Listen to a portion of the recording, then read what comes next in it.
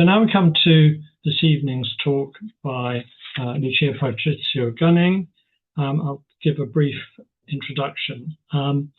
Lucia is a senior research fellow at University College London, UCL, and is an historian specializing in cultural and diplomatic history.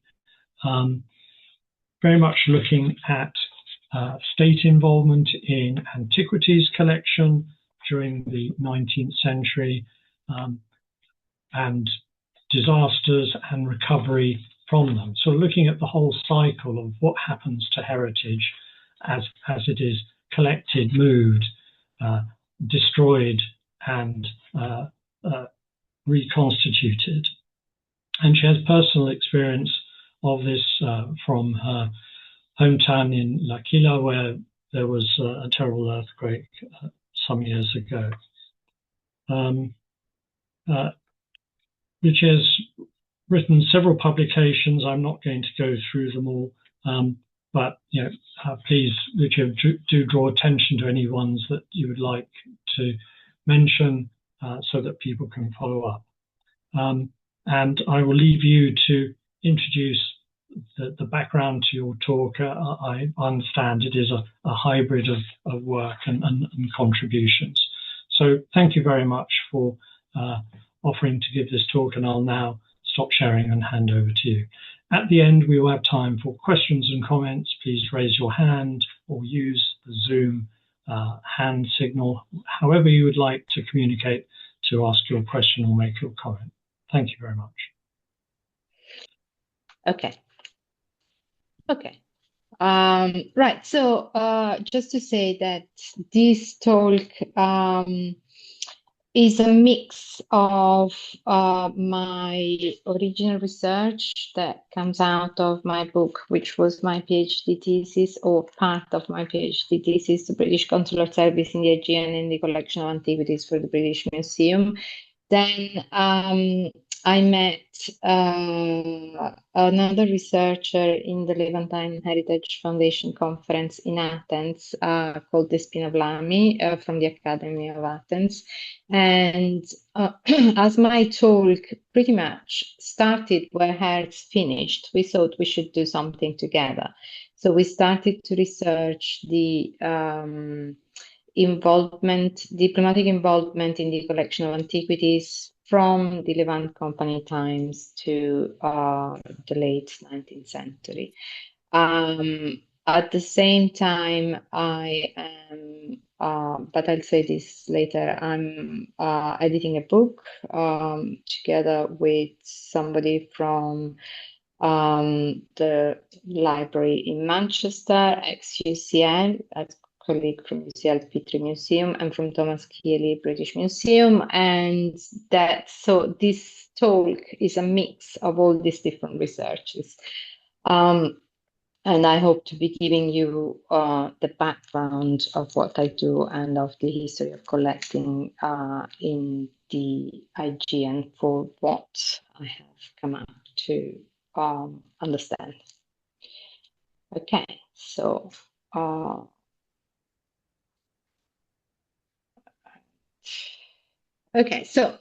the Company of English Merchants trading in the Levant Sea, otherwise known as the Levant Company, was founded in 1575 when the English merchant Edward Osborne and Richard Stafford sent agents to Constantinople to explore the possibility of establishing commercial relations with the Ottoman Empire. Diplomatic relations between the two countries were established through the capitulations, an agreement signed by Queen Elizabeth I and Sultan Murad III, and which defined the privileges, rights, and obligations, as well as the jurisdiction and responsibilities of the English diplomatic mission, which comprised an ambassador resident in Constantinople and consuls established in major cities and ports. The company's corporate form, finalized in 1661, had a centralized structure with a governor, a deputy, and 18 assistants, elected at an annual General Assembly in London, which had executive, legislative, and judicial authority. In the Ottoman Empire, the company established offices known as factories in strategic trading outposts, Constantinople, Aleppo, Tripoli, Alexandria, Tripoli, Alexandria, and Cairo, and later also in Smyrna, Larnaca, and Salonika, as well as the coast of the Ionian Sea, which was the center of the trading currents. The Levant Company was responsible for its diplomatic representatives, including the ambassador appointed by the Crown to represent England at the Ottoman Porte. The ambassador oversaw the application of the capitulations, guaranteed the safety of the English subjects, administered the company membership oath to English subjects abroad, granted trading licenses and patents, and offered protection to foreigners. From the 19th century, Britain's involvement in political and military activities in the southeastern Mediterranean turned its ambassador into a key political negotiator, and for this reason, from 1806, a consul general was appointed at Constantinople to oversee the commercial affairs and the consuls. From the middle of the 17th century, vice-consuls, proconsuls, and agents were also appointed to smaller ports and islands in the Aegean Sea. The Levant Company consuls were chosen amongst its members, and in each of the major factories, a treasurer and a chancellor were also appointed by factory vote. The consuls represented the rights and interests of the company to the local authorities, furthered bilateral relations, collected revenue and duties, presided over the assemblies of factory members, whilst at the same time carrying out their own business. They were authorized to swear in new members and grant trading licenses. They also distributed English protection certificates, which were purchased by Ottoman and foreign subjects through the Berat system. Appointment to the position of consul, chancellor, and treasurer of the factory required the payment of financial guarantees to the company, but these were often paid by other company members who supported their candidacies. In turn, the consuls, treasurers, and chancellors received an annual salary, which was paid for by the consulages, or fees levied for their services. Conversely, Ottoman subjects were also appointed to auxiliary staff positions at the British Embassy and major consulates. It is evident that the company functioned as an organization that could advance both corporate and individual interests. It provided the mechanism and strategies to negotiate, pursue, and obtain personal goals, and realize individual ambitions. Upon their arrival in the Levant, British merchants were introduced into the local British communities. Their business, social, and family life unfolded inside the factories, and they developed ties with members of the international merchant community and the local Ottoman authorities, the local Ottoman society, sorry. This often led them to other forms of association, friendship, and marriage. Being a British consul in the Ottoman Empire transformed a merchant from an independent businessman to a public figure. He negotiated with the Ottoman officials, protected the merchants against the Ottoman policies, and liaised with the members of all other business communities. Social and business relations developed inside the international markets of the Ottoman Empire and contributed to the creation of a peculiar Levantine society within the Ottoman one, which we know very well from the Levantine Heritage Foundation. Ottoman subjects appointed as employees allowed access to Levantine society. They offered valuable information on political, social, and economic realities and introduced the factors to local culture, custom, and tradition, and sometimes even became friends and partners. The dragoman, in particular, became valuable advisor to the British ambassadors on issues that surpassed their official duties. This was the case with the well-known Pisani family. I think I've got a picture now. With the well-known Pisani family, dragoman at the British Embassy in Constantinople. It was Bartolomeo's Pisani creative translation of the Ottoman firman that ultimately allowed the removal of the Parthenon marbles. George Wheeler, in his renowned volume A Journey into Greece by George Wheeler-esque, in company of Dr. Spona of Lyons, celebrated for the views of the Parthenon before its despoliation by Elgin, described the British factors who live genteelly, excuse my pronunciation, become rich and get great estates in a short time. He noted how their consuls were greatly respected, had the best reputation amongst the European consuls, and at the custom house their word was taken by the Turkish authorities instead of searching the vessels. In 1813, the British traveller John Oliver Hanson noted in his journal that amongst the European powers represented in the Levant, the British were the most considerable in point of wealth, respectability, and power, and their consuls the most feared and looked up to. Many of them spoke foreign languages and were married to women of the countries, showing great hospitality and generosity toward the travellers. However, as a result of the liberalization of trade in the 19th century, the 10 years between 1815 and 1825 saw a gradual erosion of the Levant Company's rights, as public opinion in England sided against its privileges. The ideas of free trade theorists like Adam Smith advocated that the exclusivity granted to these chartered companies was restricted to free trade and universal wealth, and needed to be abolished. For a significant part of British society, the company was seen as a monopoly established to serve the interest of an economic elite closely linked to the political establishment of the time. In 1825, therefore, after years of sharp decline in profit and following the acquisition of the Protectorate of the Ionian Islands in 1815, the company was invited to surrender its charter, since it was no longer connected with the protection of public interest. Its privileges could be interpreted by the public and Parliament as damaging restriction to trade in the Levant. These are the wording of the parliamentary papers. Critics of the concession of a state monopoly to a private company that employed its personnel in the diplomatic conduct of state affairs disapproved of the entire Levant Company diplomatic system, including everyone who had served the company for centuries: consuls, vice-consuls, agents, protégés, and personnel. But most importantly, at this stage, the Ionian Protectorate had created a specific and complicated duty to look after the Ionians wherever they traveled or resided within the territory of the Ottoman Empire. These are the Ionian passport I found in the archive in Lesbos. So basically, wherever I read, but wherever the Ionians moved, they were seen by the Ottoman authorities as British subjects. So they needed to be protected by a consul wherever they went. And because they were very troublesome and they used their privileges quite in not exactly a correct way, they created a lot of trouble. So Ionians were now seen as Franks or foreign subjects, and thus were not subject to the laws of the empire. Sadly, therefore, from being merchants looking after a community of merchants to protect their interests, the consuls found themselves having to deal with political, criminal, mostly, and religious issues within the wider communities. They were neither trained to do this, nor were they set up for this kind of representation.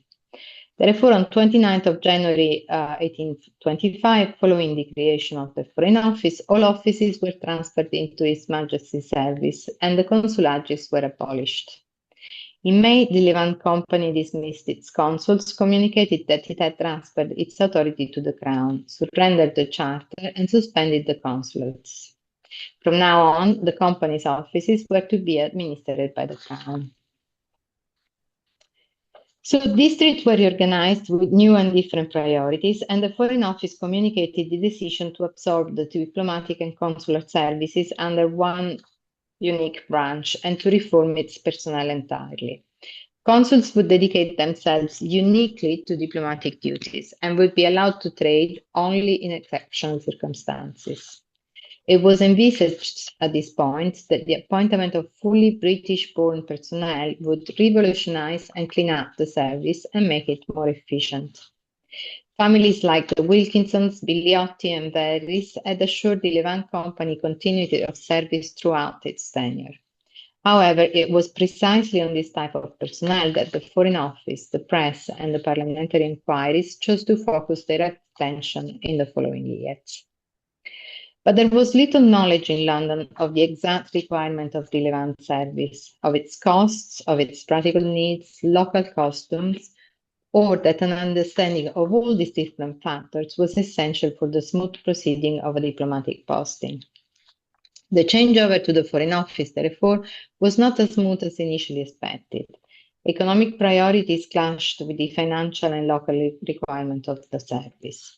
The elimination of the consulages, in particular, meant that a major source of revenue had come to an end, and this deeply affected the income and the quality of life of the consuls. The Levant Company, in fact, had provided offices, servants, and an administrative entourage that had allowed the job to be conducted to the high standards expected in this part of the world.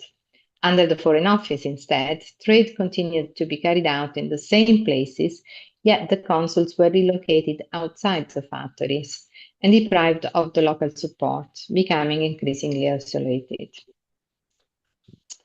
Furthermore, the Foreign Office did not reconfirm the employment of dragomen and clerks. The role of dragoman, in particular, had often been passed from father to son with the trust existing between the company and its employees, which had formed an essential part of their relationship. The decision to leave them out left many officials without work, unable to care for their families, and with no means of support. This affected their behavior and loyalty and damaged the reputation of the British in the area. A little diversion. This is not my research, but the Spina Blami tells me that the reason why the dragomen were not trusted by the Foreign Office is because the same dragomen acted in different embassies. And so in London, it was thought that because they acted as translators in different embassies, they were not loyal just to the British, and therefore they were not to be trusted. To cite a relevant example, which I mentioned before, Mary Nisbet, Lady Elgin, in a letter to her parents, explained how Elgin, Levantine, dragoman Pisani had been instrumental in obtaining the firman for the Parthenon marbles. Now, if you see my screen, I'll try to move this down. But, okay. I'm happy to tell you, and this is a letter I found in the British Museum Greek and Roman Antiquities Department. I'm happy to tell you Pisani has succeeded a maraville in his firman from the port. Hunt is in raptures for the firman is perfection, and Pisani says he will answer with his whiskers that it is exact. It allows all our artists to go into the citadel and to copy and model everything in it, to erect scaffolds around the temples, to dig and discover all the ancient foundations, and to bring away any marbles that might be deemed curious by their having inscription on them, and that they are not to be disturbed by the soldiers under any pretenses whatsoever. Don't you think this will do? So, one specific goal of this whole exercise, in fact, had been the breakup of the interconnection and dependency with local society that had been a key feature of the Levant Company. Another was to eliminate the commercial nature of the service. The British press and parliamentarians were critical of the employment of Levantines, including in this category both men of English descent, domiciled sometimes over several generations in the Levant, as well as consuls sent from England but employed in the Levant for a number of years. Their employment had been a natural solution under the Levant Company, as Levantines understood local tradition and customs, were fluent in the language, and understood what was expected from a diplomat in the Ottoman Empire. Yet, under the Foreign Office, appointments were seen as the private patronage of the Secretary of State. People were chosen through personal connections or by recommendation from some aristocrat or politician whose own name carried weight at the Foreign Office. These candidates received no training, did not speak the language, and were expected to top up their salary with their private income. They were granted no accommodation or allowances. Appointment at this stage, rather than responding to the need of the service in this particular part of the world, were in fact intended to maintain party loyalty through the distribution of offices. Oh, what's happening now? Because I've moved this.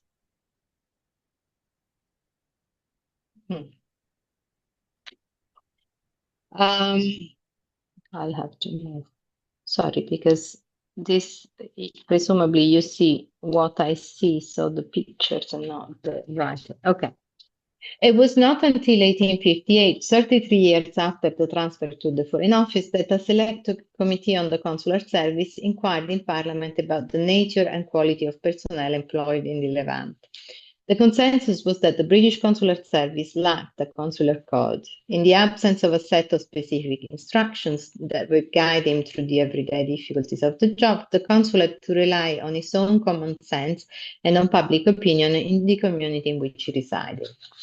A specific preoccupation at this stage was the nature of the personnel inherited from the Levant Company. Articles in the Times, in parallel with the happenings in Parliament, attacked the Levantines employed in the service, and this is from the select committee, have not the result of the peculiar mode of conducting our commercial establishments in the Levant been that the consulates have a good deal fallen into the hands of families established in those countries and familiar with the customs and usage of those countries? This was seen as a negative point. And this was in response to the following piece, which had appeared in the Times. And again, try and move this at the bottom. So, the third most frequent and most obnoxious way of recruiting British consuls in the Levant is from a set of half English, half Levantine families who might be said to have acquired a kind of hereditary right to consulship. They're supposed to be Englishmen, although they have perhaps never been in England, and they're supposed to know the country, although they have perhaps never been beyond the place where they were born. They are connected by interest and almost always by family ties with the country where they ought to represent English interests alone.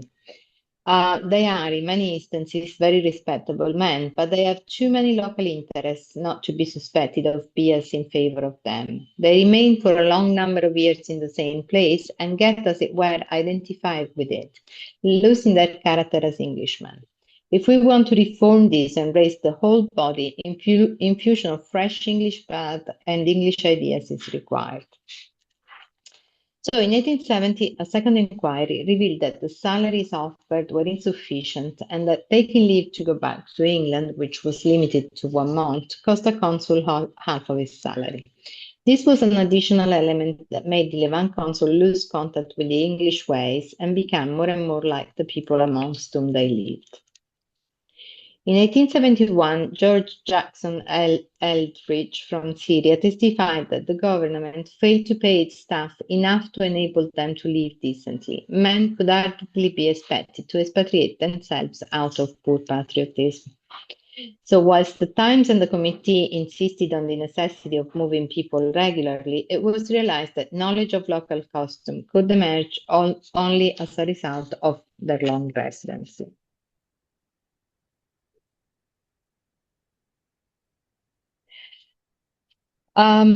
So I'll only read part of this. So a consul who had been many years at a post acquired local knowledge and was therefore of immense value and service to the British government. Again, this is from the parliamentary inquiry, the 1871. So the 1870 inquiry, therefore, perfectly pictured the reason that made the Levant consular service continue to rely on that very personnel that the press and the inquiries in Parliament continued to criticize. The limited salary, the complicated political circumstances, and the necessity to understand the language and meet local custom made newly appointed officials coming directly from England almost completely inadequate, if not a liability. So it would take roughly 40 years for a new functioning system to be recreated from the moment of the winding up of the Levant Company to the creation of the Foreign Office Consular Service. My research in the administrative side of the service stops with the 1870 Select Committee. Up to that year, the employment of the Levantines, far from having diminished, had in fact consolidated in the Levant service for all the reasons described so far. But by this stage, they had become a precious collaborator of the British government for a less publicized duty, the search of antiquities for the British Museum. So the latter part of the 18th and the 19th centuries are defined by a typology of collecting dictated by the need to fill the newly created state museums of Europe.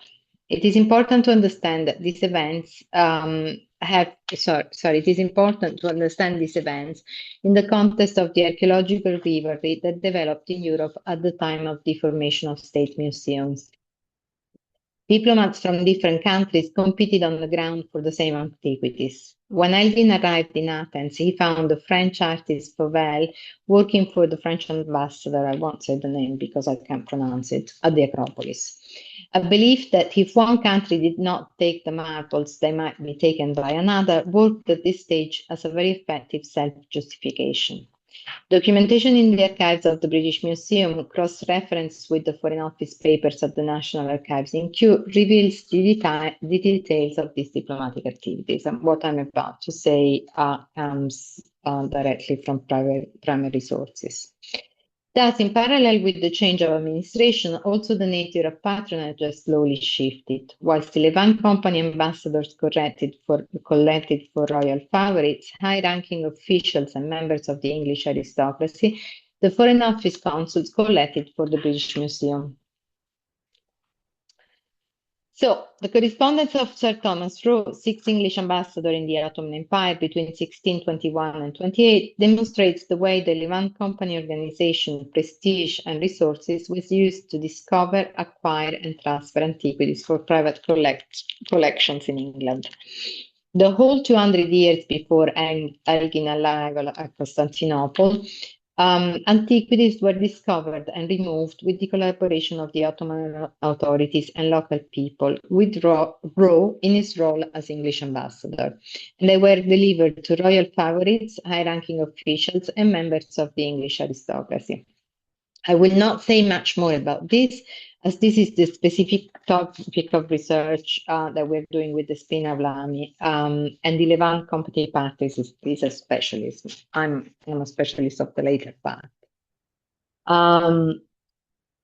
But anyway, the collaboration with the Spina has been really important to understand the connection between the initial Levant Company period and what happened in the 19th century. So, in the case of the appropriation of the Parthenon marbles, the British ambassador in Constantinople, Thomas Bruce, Earl of Elgin, applied the same mechanism to discover, remove, and transfer the ancient marbles to Britain. Indeed, Elgin made extensive use of the company's prestige, resources, and organization, and it is highly improbable that he would have achieved these aims if he had not acted as an ambassador within the organizational framework of the Levant Company. Elgin also took advantage of the company's regulations that allowed him to appoint consuls and vice-consuls from among the local population, creating his own network of loyal officers who would later assist him in exchange for British protection and a small salary. In fact, Spiridon Logothetis, appointed by Elgin British Vice Consul in Athens, played a key role in the process of obtaining permissions to carry out the excavations under the Parthenon. He also offered the British mission his house in Plaka to store the marbles that had been dismantled until their transfer to the ships that would take them to England. Thus, while the Levant Company had provided a mechanism for collecting by the English nobility, who dispensed financial compensation or even career advancement in reward, the change to the Foreign Office overlapped with growing competition between the different European powers to obtain pieces for their newly formed state museums. In England, in particular, this coincided with a desire to obtain pieces for the British Museum, despite a lack of clarity about who should be paying for what.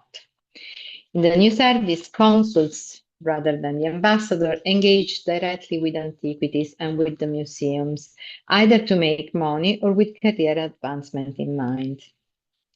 It was precisely the nature of the changes imposed to the service from 1825, which I've told you before, that determined this shift of structure. The early consuls appointed by the Foreign Office who chose to collect did so specifically to supplement their salaries, a change of attitude that initially alienated both the museum trustees and the government. Elgin had paved the way for a wave of British diplomats who built their career around archaeological finding and set the basis for an unprecedented collection of cultural heritage that would bring the British Museum on a par with the Louvre. Ottoman permission to excavate and export pieces abroad was given by the Sultan for political reasons and only to diplomats. It is for this reason that it is impossible to disentangle the collection of antiquities from the actions of national government and international politics. Elgin relied on private funds, yes, yet it was his official position that enabled him to obtain the firman, creating a grey area where monuments and archaeological pieces of high cultural value could be taken in an official capacity but sold privately. In a parallel example, Henry Salt managed to obtain appointment by the Secretary of State as Consul General at Alexandria when the post became vacant in 1815 through recommendation from Lord Valencia and Sir Joseph Bank, a trustee of the British Museum. Salt lived through the dramatic years of the winding up of the Levant Company. The necessity to build a pension led him to engage the entrepreneurial Italian engineer turned archaeologist Giovanni Belzoni to collect antiquities for profit, believing he could sell this directly to the British Museum. So Belzoni collected antiquities and then they signed them. You can see Belzoni and Salt, and you can see in all the pieces, even in the museum in Turin, all the pieces they collected were signed. So when he presented a price list, Salt's, yes, I've said this. Salt's correspondence file at the museum revealed the story of how he led Belzoni believed that he was collecting for and dealing directly with the trustees. Yet Salt had no agreement, and there was scarce appreciation for Egyptian antiquities at the time. So when he presented a price list of monumental pieces to William Hamilton at the British Museum, he managed to alienate precisely those who should have supported him. I think I've got the pictures. Yeah, this is the price list of antiquities he sent to Hamilton. Indeed, Salt is described in the correspondence of the trustees as an unruly consul who had decided to exploit the diplomatic advantage afforded by his official position to collect for personal profit. Tactical errors meant that Salt never profited from his antiquities and died in poverty. He was, however, fundamental to demonstrate that even a consul in the East could build substantial collections of antiquities. So, in other words, what happened was that Salt went there, having been asked by Sir Joseph Banks to collect, but then he never made an agreement with the British Museum. So he thought he was collecting and he could get money for his collections. But of course, the trustees weren't expecting to pay for these pieces. And especially when he sent this list saying this cost X, this cost Y, they got incredibly offended and refused to deal with him.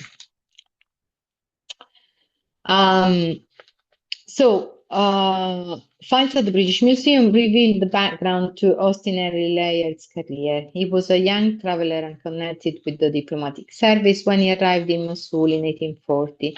Yet it was his engagement with antiquities that determined his subsequent career as a diplomat and politician. A small grant of £100 for exploratory work from Sir Stratford Canning, British ambassador at Constantinople, gave him the means to start excavations. He discovered 2 palaces on the first day, and this convinced the trustees of the British Museum to conduct further excavations. A letter to Edward Hawkins, keeper of the Department of Antiquities, reveals that Layard believed the sums offered to him for excavations to be hugely inadequate. A second one from Layard in the Department of Middle East at the British Museum reveals that there being no prospect of personal, this is what he says, he writes, there being no prospect of personal advantage either in diplomacy or reputation with the present agreement, if he was to continue to excavate, he would want an undertaking from the government that his service to the trustees should count as seniority in the diplomatic profession. A month later, Layard was appointed paid attaché at Constantinople with a salary of £250 a year and put at the trustees' disposal.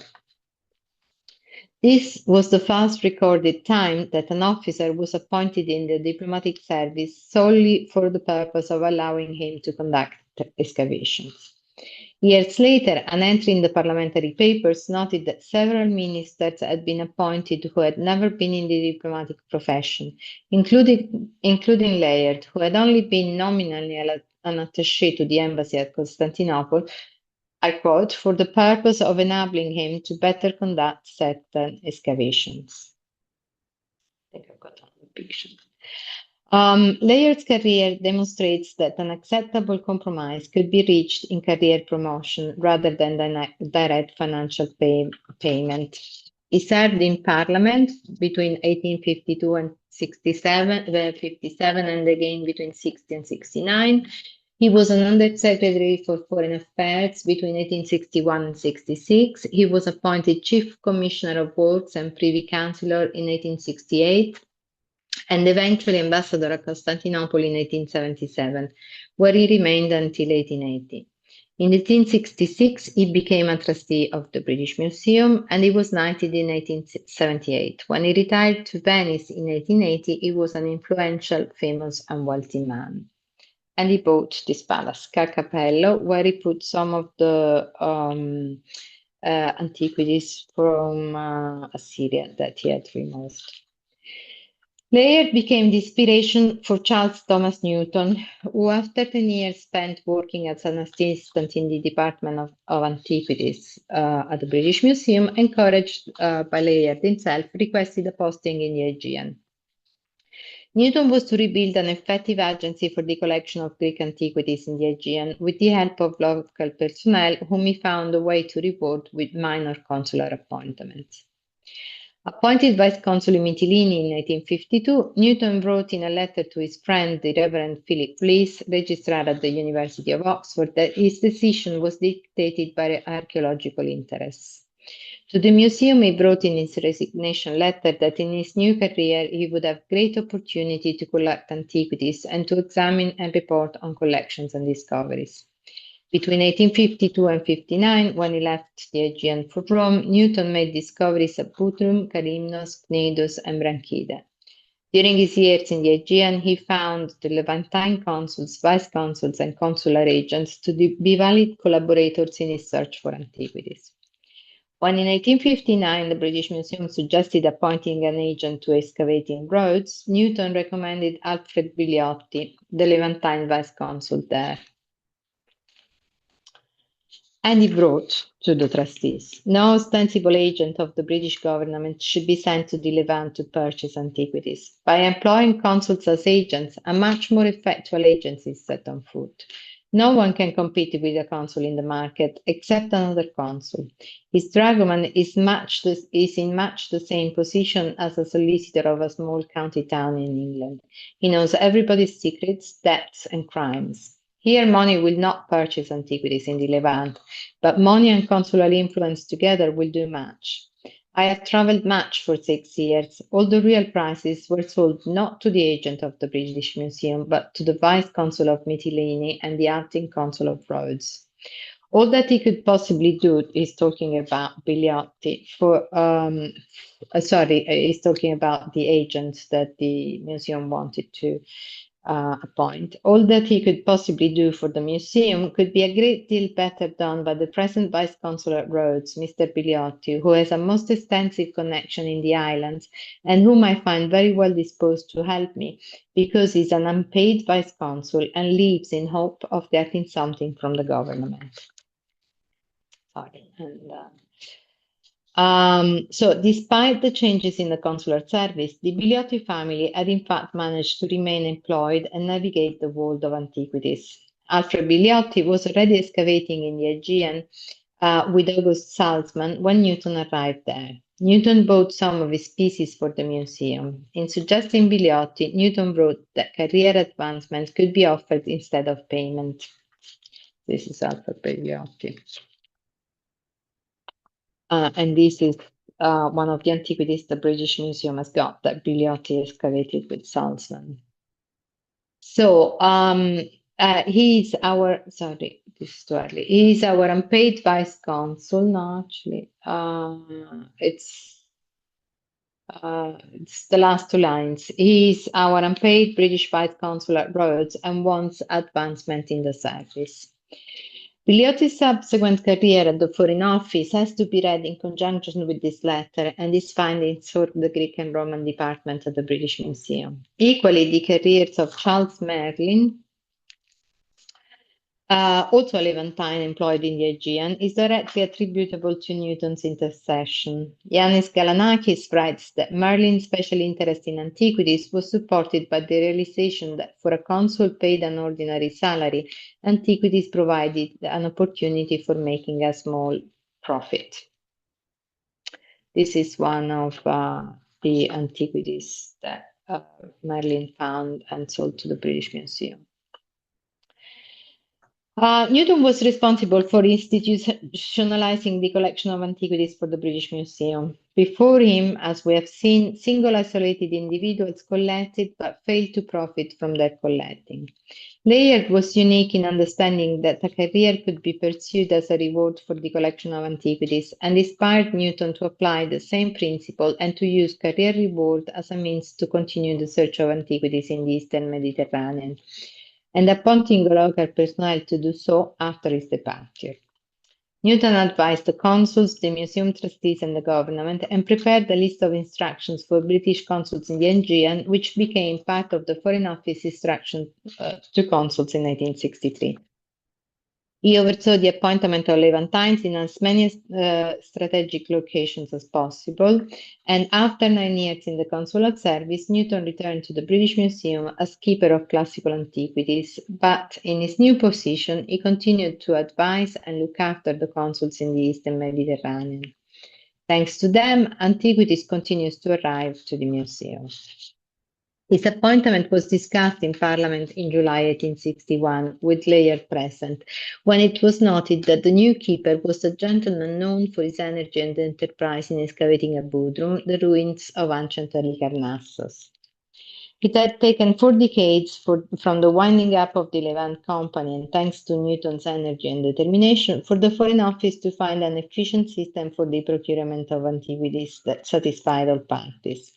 But in the intervening time, the Ottoman authorities initiated antiquities legislation that between 1869 and 1884 gradually closed the door to the export of monumental pieces from the Ottoman Empire and directed them to the newly established museum at Constantinople. So this is a quotation from a newspaper. A series of violent articles this is a quotation from a letter at the British Museum Archives.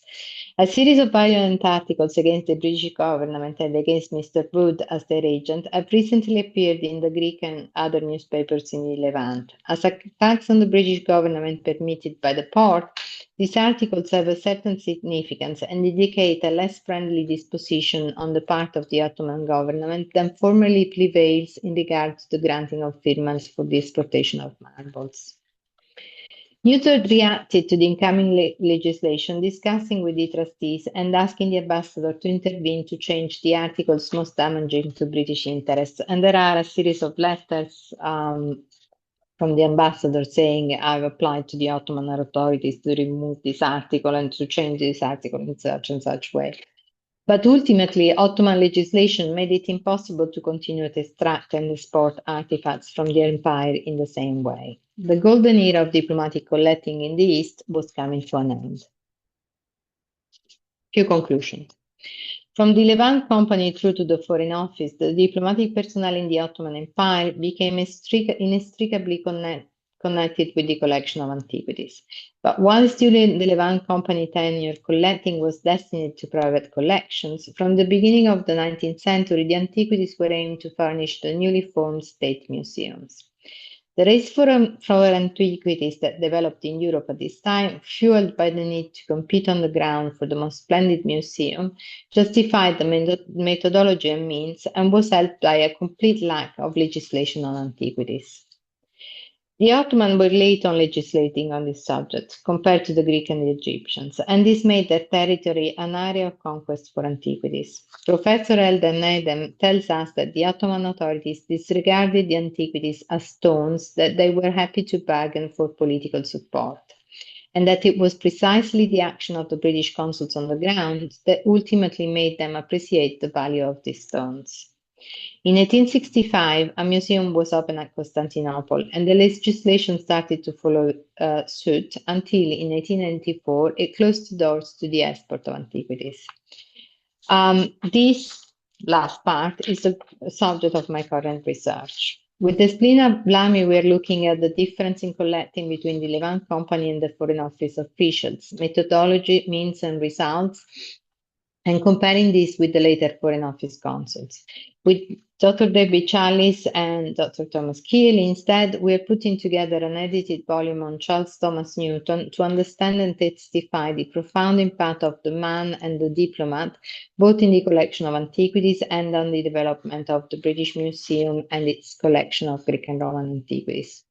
The book, published by UCL Press, will come out in 2026.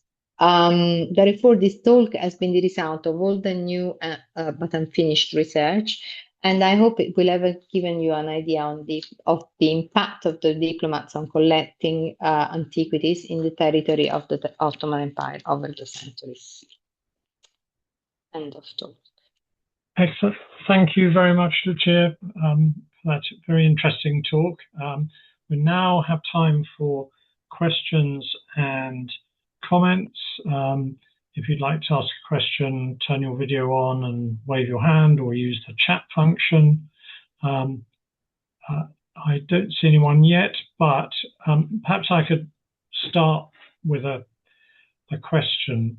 What was the process that you had to go through to excavate and export? Because on the one hand, the Ottomans, you say, had little appreciation of the stones. On the other, it seems you had to get a firman to do something. Yes. To excavate or to export. Yes, for both. To excavate, you had to get permission and deal with the provincial governors. And to export, you have to have their permission. Later, in fact, the problem was exactly that. So initially, the interesting thing is that until 1865, you didn't need anything. And the problem was that when Greece became independent, the first legislation they did was the legislation that stopped the export of antiquities.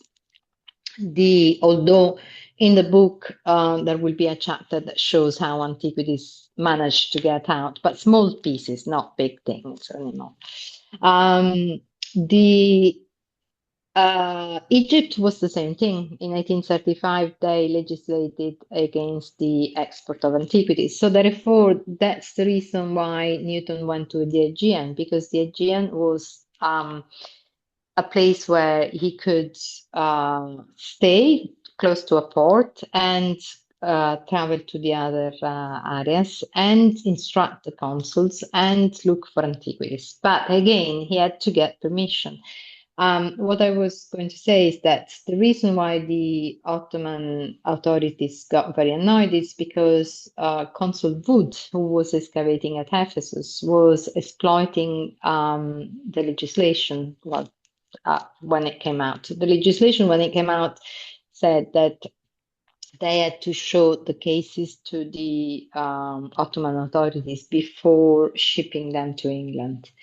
But the later legislation in 1969 also said that they had to leave duplicate pieces for the museum at Constantinople, and they were not doing this. And on a couple of occasions, Wood just paid the custom authorities to get the cases out. And there are letters in the British Museum archives about this, about the fact that the Ottoman authorities had got incredibly annoyed about this. Also, there are letters that are coming out because we have a couple of chapters in the book by Professor Aldemedem. So we have been trying to look for Ottoman, Turkish researchers to look at the Ottoman documentation to see what was the point of view of the Ottoman authorities on the antiquities leaving the country.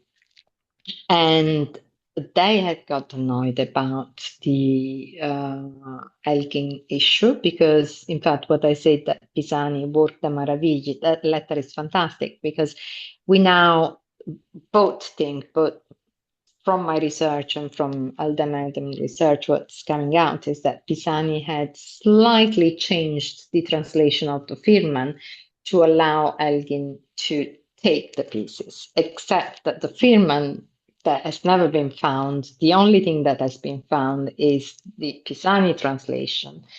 And Aldemedem managed to find less important document. So it wasn't a Firman, it's some other name in Turkish. And the translation, in fact, doesn't quite work. So Pisani definitely changed the wording. And there are letters that say in the British Museum Archive that the Ottoman authorities were annoyed about this. They were annoyed about wood. They were annoyed about this kind of boldness in taking things without too much consideration, in a way. So. Okay, thank you. Yes, Kathleen.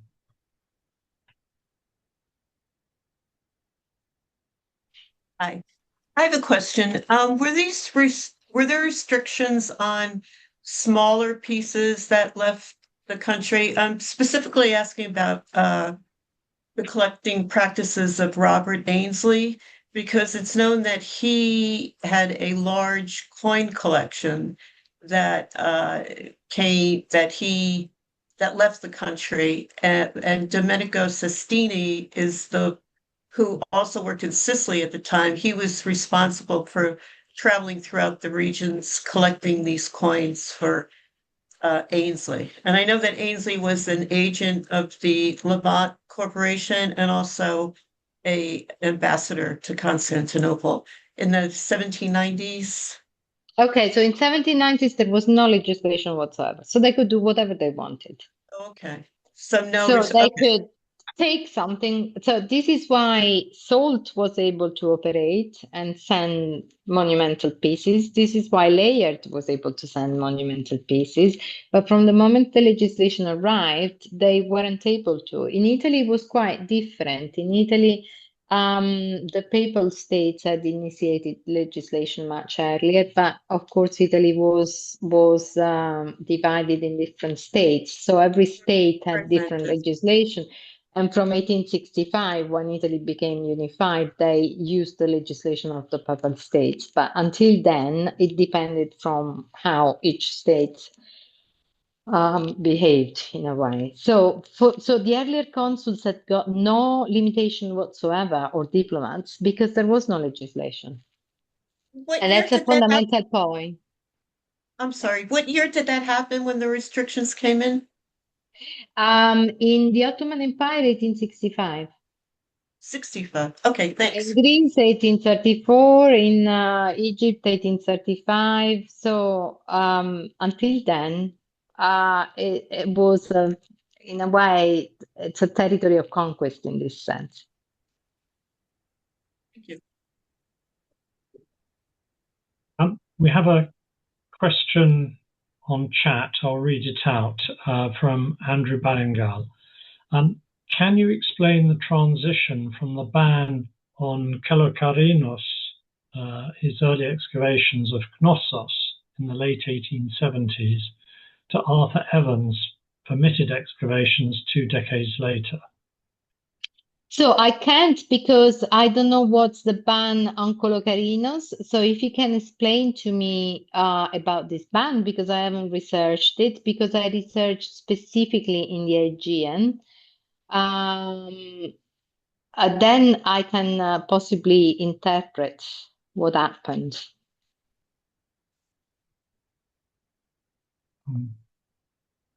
When was the ban on Kolokarinos? Which year? Looks like probably 1850s. So To be honest, I don't know. I don't know what happened in Knossos. So Andrew said the Ottoman Empire that still ruled Crete banned in 1878, 1879. So you need Thomas Keeley to answer these questions, I'm afraid, because he has researched Crete in particular. I haven't, so I could tell you something inexact, but I know that then when Crete became a British protectorate, then again the situation changed. But I can't answer that. Sorry.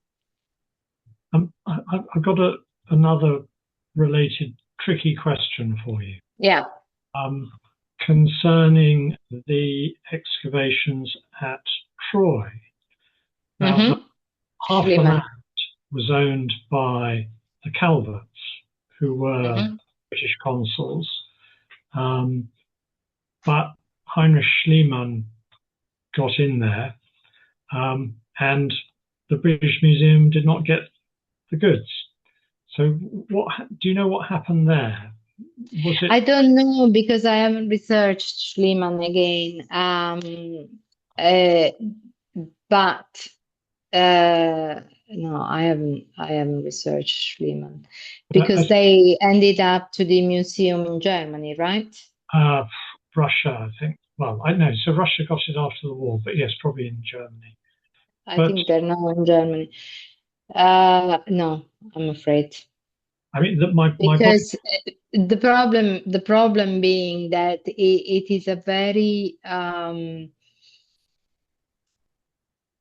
very extensive area of research, and to understand these events, it requires going into primary documentation, so into letters. And I have concentrated on the Aegean because my work is on the Aegean.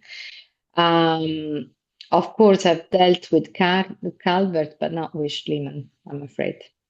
I mean, what the background to that was, again, asking about the process. Was it the landowner that had to get the firman, or was it no? So what I know from the British consuls in the Aegean is that they had to acquire the land. So, for an example, when Newton did the excavation, they bought the land to excavate. So that's why probably Calvert had half of the land. But then Schliemann arrived, and I don't know what happened there because Schliemann wasn't a British consul. Yeah. So, but there are books on the Schliemann excavations, and yeah, but I'm afraid I can't answer. There is another question from Anna. I was wondering if we should be talking about a uniform and concrete Ottoman policy toward the removal of antiquities from the empire, or rather about ad hoc responses. Absolutely ad hoc responses, because it very much depended from how strong or weak they felt politically. And in fact, the scope of this book we are editing with Debbie and Thomas is exactly to understand whether there was a uniform legislation. What I understand, but I haven't researched the later period after 1880, is that by 1880 you couldn't take monumental pieces out. You could still take small pieces. There are letters in the British Museum addressed to Newton. There is an article I wrote about a head. It's called the Head of Satala, which is in the British Museum, found in 1872, I think it was, which was after the legislation, so couldn't have got out of the Ottoman Empire. But what happened is that it was taken to send to the museum at Constantinople, never went there. It resurfaced in Rome, sold by Potiades Bey, Ottoman minister in Florence. But it was sold there because I suspect Newton wanted, well, there was a jeweler called Alessandro Castellani who was trying to sell his collection to the British Museum but wasn't managing. And Newton desperately wanted this head. And I haven't found the documentation, but I have the strong suspicion that that's what happened, that Newton said, if you can try to find a way to let us have this head, I'll find a way to buy all your collection. And that's exactly what happened. From the moment, so Castellani had been trying to sell this collection to the British Museum for 10, 15 years without success. And from the moment he got hold of the head, within 6 months, he sold the entirety of the collection and the head to the British Museum. But by then, what I said in that article is that this had left the Ottoman Empire in contravention of legislation, arrived in Italy, where it shouldn't have left, because by then it was in contravention of the Italian legislation and arrived at the British Museum. So things still managed to get out, but it was a lot of effort.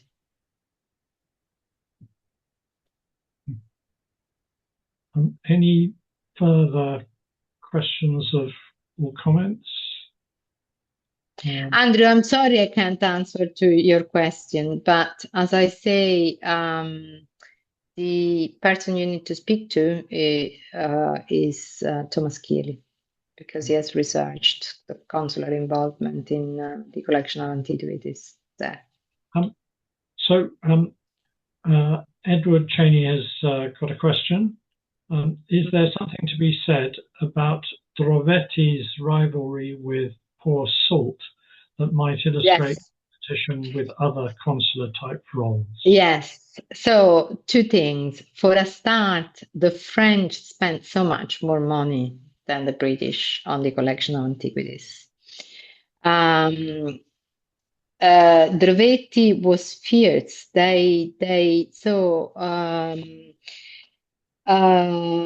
Belzoni had to leave Egypt because he was almost killed by Drovetti. And Drovetti was very successful. So it was a constant fight because, as I said at the beginning of the talk, the justification was always that if he doesn't get it, if I don't get it, the French will get it. And the French were very much behind their consuls. So the consuls would get money, would get recognition, would get prizes, pensions, everything for the antiquities. The British consuls didn't get anything. So when sold, well, Drovetti is selling, I'll sell, and sent his list of antiquities with prices. That was a disaster. So that's why his most prized piece, which is the sarcophagus, the alabaster sarcophagus, eventually ended up to the Johnson Museum because the British Museum refused to spend the £2,000 that this piece was going to cost. So yes, that's a very interesting story. And it doesn't finish with Drovetti. Also, when Layard goes to excavate, he had become a very good friend with Paul-Émile Botta, who was the French consul there. But Botta had a budget of £50,000, the equivalent of £50,000 to do his excavations. Layard had £1,600, I think, to do everything, to pay the staff, send the pieces, do the excavations, pay salary. And that's why at one point he said, this is not enough. I'm not doing it unless I get some kind of personal recognition. And I suspect it was the example of the French consul that gave him that idea.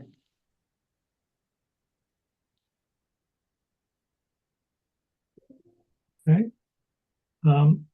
Thank you. Any other thoughts or comments. So, Lucia, so you talked about your work. When do you expect to have another publication on your work? So part of my research with the spina is coming out in an edited volume, but we want to write a deeper article on that. But we're both very busy until the spring. The book should be coming out at the beginning of next year. Okay. Great. Well, please let us know when the book is published. We'd be happy to Thank you. sort of do a review of it in our newsletter, and maybe there'll be another opportunity to hear its findings. Okay. But, meanwhile, on behalf of everybody, thank you very much for your talk. Very much appreciated. Thank you all for attending, and I do hope we'll see you again at our next event or one soon after. Thank you very much. Thank you so much. Bye. Bye-bye.